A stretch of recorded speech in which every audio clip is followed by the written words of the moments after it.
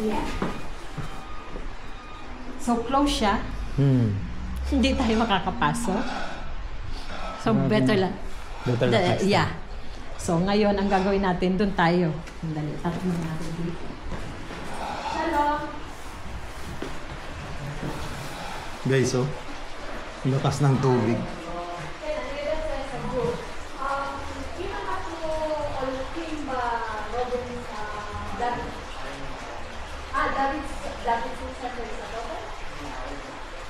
No? Okay. So, halika na lang dito.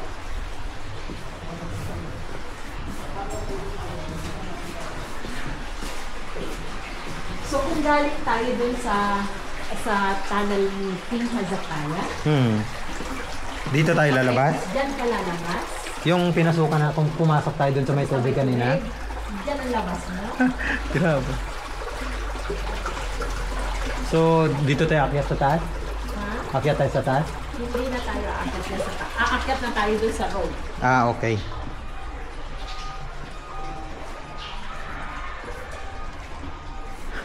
So yung tubig kanina sa loob, yung pinakita ko sa inyo sa video, may isda pa nga oh. Ay doon pa po, dito lalabas sa tunnel. Grabe.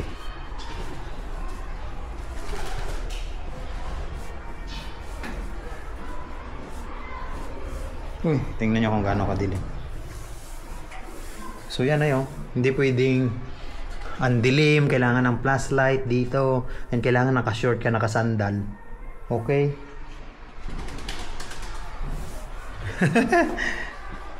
So kailangan naka-short at may flashlight.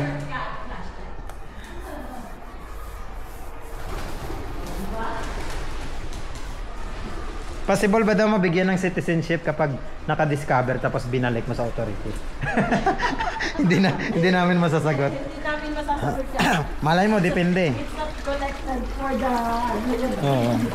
Bibigyan ka lang ng Certificate. equity na Oo. certificate Na may contribution ka, no? Yeah, halimbawa Grabe. si ganito ay nakakuha ng ganito.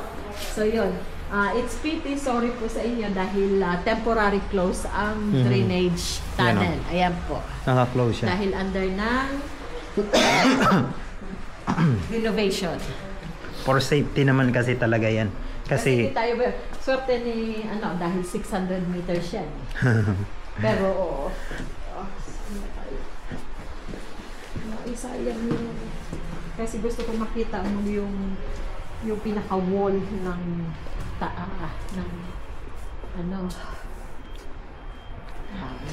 Siyempre, open for public yan. Siyempre, ay lumabas. pag open sa public, siyempre, alam mo na, safety first, ganun. Gusto mo makita doon na lang tayo damaan? Pwede din. Pwede na tayo. Malapit.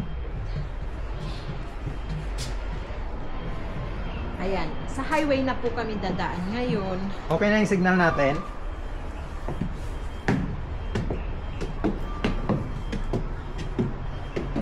So, galing tayo Siloam Pool, ha. Paakyat na tayo ng kalsada. Papunta na tayo doon sa Davidson Center. So, yan yung itsura ng Ng pool. Kaya pwede dyan sabay-sabay, maraming nag-purified ng sarili.